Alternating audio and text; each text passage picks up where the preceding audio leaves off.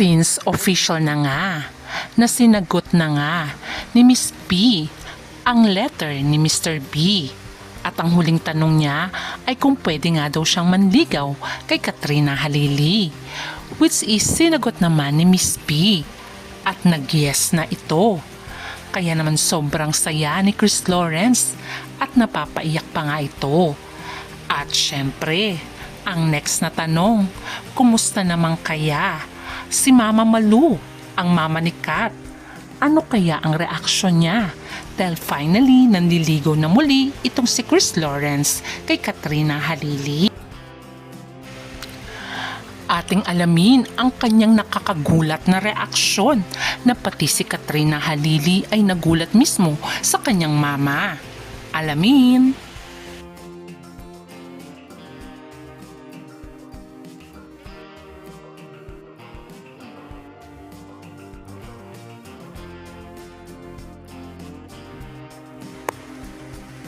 Finally, official na ngang nanliligaw si Mr. B kay Miss P. Dahil sinagot na nga ni Katrina Halili ang letter ni Chris Lawrence kung pwede nga ba daw siyang manligaw at nag-yes na nga si Katrina. At ito ang buong sulat ni Miss B, which is binasa nga ni Chris Lawrence.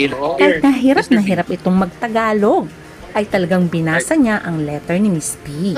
Panoorin. Pinulat ko ang liham na ito upang ipaabot ang aking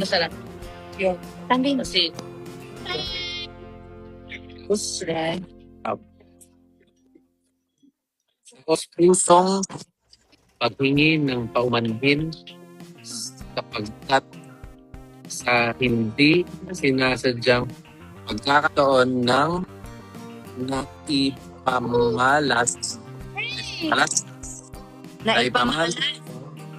ay pamalas ko ng madla ang iyong liham.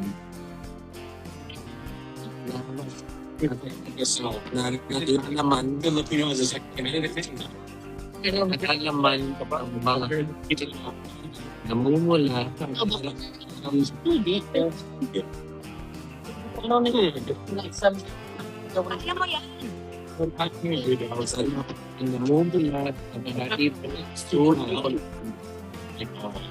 ibuturan sa iyong damdamin. Nais ko rin natin sa iyo na nitong mga nagdaang araw na tayo ay muling nagkaroon ng pagkakataong magkausap tama ay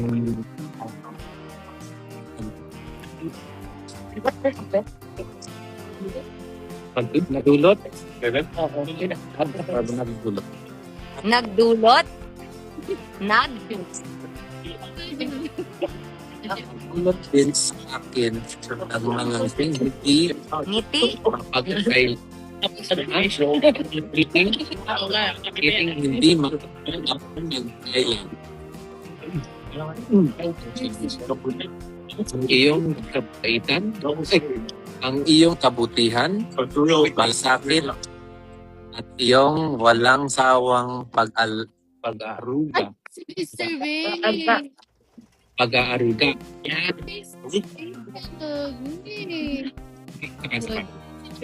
Ang iyong kabutihan. Ito yung favorite line. Sa favorite line. Ang iyong kabutihan, malasakit, at iyong walang sawang pag-aaruga. Para sa ating pinakamamahal na ilubos pinakahalagahan Pinahalagahan?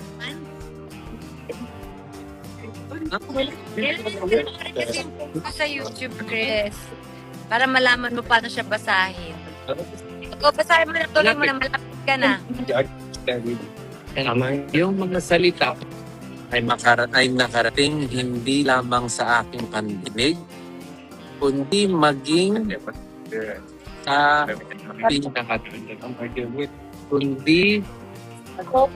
sa pinakatagong sulok ng aking at ngayon ko Very, very yummy. Mako.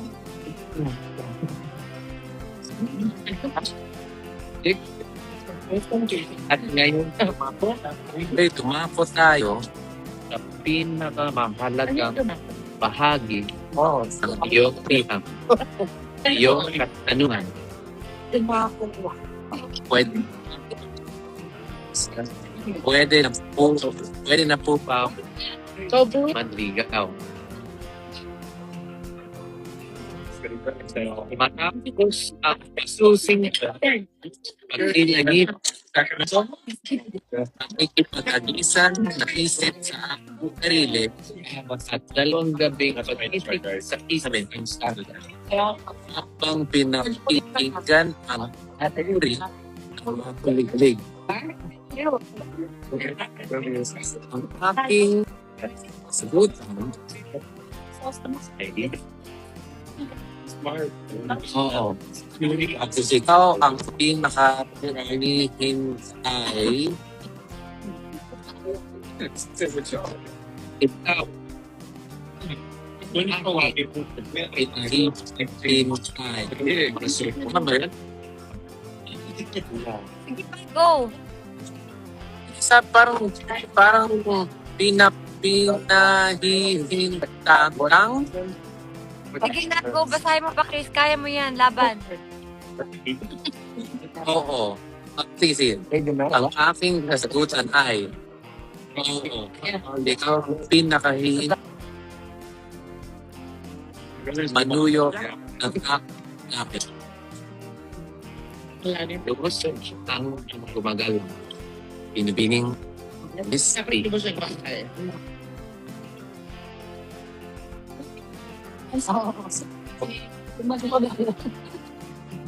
that pinakahihintang?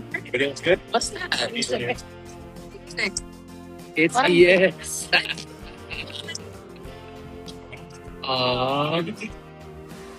O, di ba naman?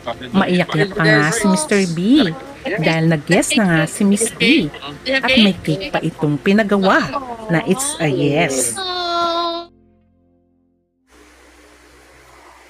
O, di ba ang saya ng KKK family, especially ang mga fans. At kahit si Katie, nang tinanong nga ni Miss B na mangliligaw nga daw ang kanyang papa. Sabi nga ni Katie, it's o papa mo okay. magmanliligaw daw sa akin. Court daw niya ako. At since official na ngang nanliligaw si Mr. B dahil sinagot na ngang yes ni Katrina, ano naman kaya ang reaksyon ni Mama Malu sa panliligaw ni Chris Lawrence? Ating alamin ang kanyang reaksyon.